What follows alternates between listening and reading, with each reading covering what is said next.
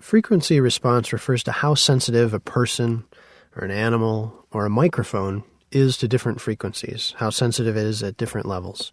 When you purchase microphones, like the polar pattern graph, another spec sheet you'll get is the frequency response chart, which is what we're looking at here. Now, ideally, everyone kind of is shooting for in their microphone design initially to create a flat frequency response, or one that picks up all the frequencies from 20 to 20K evenly, in a flat sense, equally. It picks up the bass as much as it picks up the high-end stuff, and it doesn't drop out the mids or whatever. But that's always the goal of devices. It's a really hard thing to accomplish, and there's definitely devices that do it. Some of them are really expensive, some of them are cheap, but generally speaking, microphone manufacturers aim for that goal, but then they also make certain adjustments to the frequency response so that it works differently in different applications. So this chart, it shows the footprint of the different frequencies and how it picks them up. Here's a little bump around 5K. Different microphones are going to have different bumps and dips, sort of based on, one, the technical limitation of the microphone, but also based on the manufacturer's designs in terms of what frequencies they think it's good for picking up. So if they're making a microphone for vocals specifically, or they want it to function very well for vocals, there's certain frequencies that they know that the vocal range works in that they want to highlight and they want to pick up a little bit more, a little less. There's also certain frequencies they know that might make your voice sound like you're singing in a boxcar, so they'll dip those a little bit less.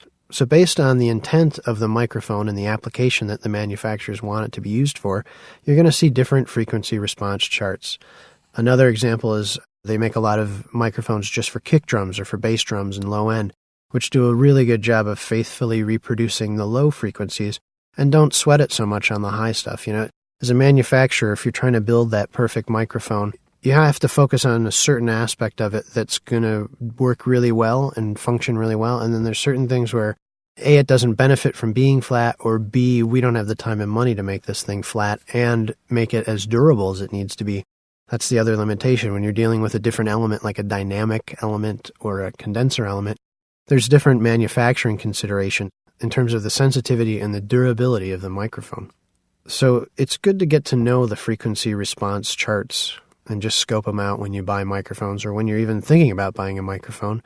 Go out and kind of think about, if you want to mic a guitar amp, try and find some plots of frequencies that happen on guitars and which ones they favor, which ones they don't. Most manufacturers will come right out and say in their paperwork, hey, this microphone is designed to record guitars, or works great on amps, or works on this, works on that. There's tons of specialty mics, more or less.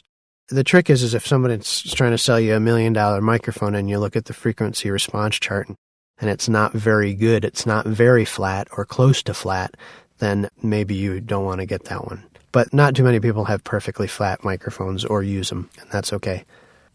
The other thing I want to talk about is the proximity effect. And what this is basically the effect of when a sound source moves closer to a microphone, the microphone tends to be more sensitive to low frequencies. This only works on directional microphones. But as you get closer, you get boomier, you get bassier. It's kind of the Barry White effect. I'll try and give you an example of it.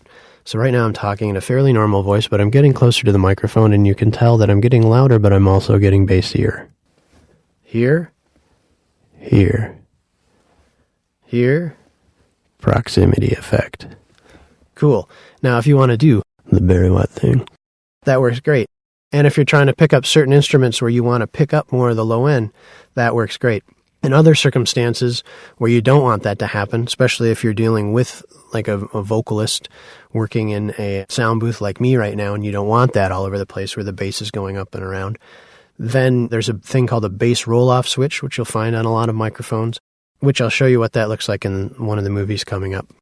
So sometimes you can use the proximity effect to your advantage, and if you want to pick up more low end, you can play that. You can put the microphone real close to something and get it. If you're a singer and you're crooning, you can get kind of that deeper tone. But a lot of times it's a problem if you're trying to record a voiceover, or if you're trying to record a vocal and you want it to be more even, then you want to set it up so that someone can still move around freely but not have the proximity effect take place. So to counter this problem, a lot of microphones will have what's called the bass roll-off switch, which enables you to lower the sensitivity to lower frequencies, or kind of cut the sensitivity down. Another workaround is you can use an omnidirectional microphone. Now I'll show you what a bass roll-off switch looks like on an actual microphone in this next movie. And after that, we'll take a look at placing microphones, and I'll try and show you how moving around a microphone can generate the different proximity effects.